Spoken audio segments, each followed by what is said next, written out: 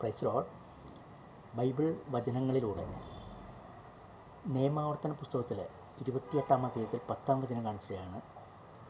കർത്താവിൻ്റെ നാമം നീ വഹിക്കുന്നത് കാണുമ്പോൾ ലോകത്തിലുള്ള സകല മനുഷ്യരും നിന്നെ ഭയപ്പെടുന്നു.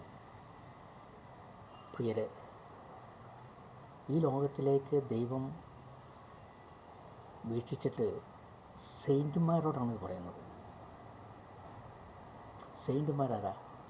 ക്രിസ്ത്യാനികൾ എന്ന് പറയുന്ന ക്രിസ്തുവിനെ അനുഗമിക്കുന്നവർ. ക്രിസ്ത്യാനികൾ, ക്രിസ്തുവിനെ അനുഗമിക്കുന്ന, ക്രിസ്ത്യാനി എന്ന ലേബൽ ധരിച്ചുകൊണ്ട് ധരിക്കുന്നവരല്ല, ക്രിസ്തുവിനെ അനുഗമിക്കുന്നവർ. ക്രിസ്തു വിളിച്ചപ്പോൾ എല്ലാം ഉപേക്ഷിച്ചു പോയ ശിഷ്യന്മാരെ പോലെ. ഈ ലോകത്തിൻ്റെ ഗതി, ഈ ലോകത്തിൻ്റെ ഒടുക്ക് അത് സുഖഭോഗങ്ങളിലാണ്. എല്ലാത്തരം മ്ലേച്ഛതകളും ഉണ്ടാവും അതിനകത്ത്. അതിനാണ് കൂടുതൽ താല്പര്യം.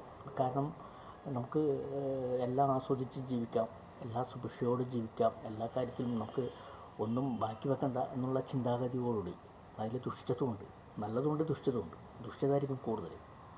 അപ്പോൾ ഈ ലോകത്തിൻ്റെ ഒഴുക്കനുസരിച്ച് ജീവിക്കാതെ ഈ ലോകത്തിൻ്റെ ഒഴുക്കിനെതിരെ ജീവിക്കുന്ന, അത് ദൈവത്തിൻ്റെ ഇഷ്ടമനുസരിച്ച്, ദൈവത്തിൻ്റെ ഹിതമനുസരിച്ച് ജീവിക്കാൻ താല്പര്യപ്പെടുന്ന, ദൈവത്തിൻ്റെ അനുഗ്രഹം നേടുന്നതിന് വേണ്ടിയിട്ട് ദൈവത്തോടൊപ്പം, ദൈവത്തിൻ്റെ അനുഗ്രഹത്തിന് മാത്രമല്ല, കൂടാതെ ദൈവത്തോടൊപ്പം, ദൈവത്തിനോടുകൂടി ആയിരിക്കുവാനായിട്ട്, എന്നും അങ്ങനെ ആകണമെന്നുള്ള ഒരു ദൃഢനിശ്ചയത്തോടെ ആയിരിക്കുന്ന ആ ഒരു വിഭാഗമാണ് സെയിൻറ്റുമാർ.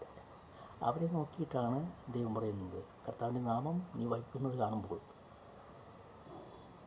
ലോകത്തിലുള്ള സകല മനുഷ്യരും എന്ന് വെച്ചാൽ ഈ ലോകത്തിൻ്റെ ഗതി അനുസരിച്ച് പോയിക്കൊണ്ടിരിക്കുന്നത്.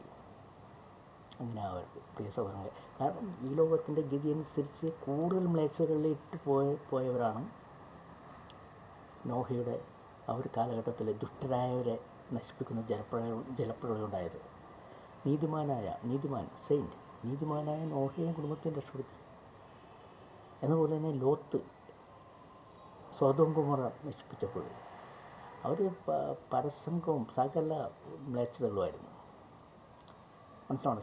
അങ്ങനത്തെ ഒരു മ്ലേച്ഛത, ഒരിക്കലും ചെയ്യാൻ പാടില്ലാത്ത മ്ലേച്ഛത ദൈവം നശിപ്പിച്ചു. കാരണം അതിലൊരു നീതിമാനുണ്ടായിരുന്നു. ആ നീതിമാൻ അവിടെ ജീവിച്ചത് ഈ മ്ലേച്ഛത കണ്ട അദ്ദേഹത്തിൻ്റെ ഹൃദയം എപ്പോഴും പീഡിപ്പിക്കപ്പെട്ടുകൊണ്ടിരുന്നതാണ്. ഇത് കാണുമ്പോൾ അതിനെതിരെ പ്രതികരിക്കാനായിട്ട് പുള്ളിക്ക് പറ്റുന്നില്ല. കാരണം അവർ അത്രയ്ക്ക് ശക്തരായിരുന്നു. പക്ഷേ ഇദ്ദേഹം നീടി ചാവുകയായിരുന്നു. ദൈവം അത് കണ്ടു. ദൈവം അദ്ദേഹത്തെ രക്ഷപ്പെടുത്തി. ബാക്കിയെല്ലാം കത്തിച്ചാമ്പലായിരുന്നു. അതാണ് ഈ ലോകത്തിലുള്ള സകല മനുഷ്യരും നിങ്ങളെ കാണുമ്പോൾ ഭയപ്പെടുന്നത്. എന്നെ കേൾക്കുന്ന എല്ലാവർക്കും നന്ദി.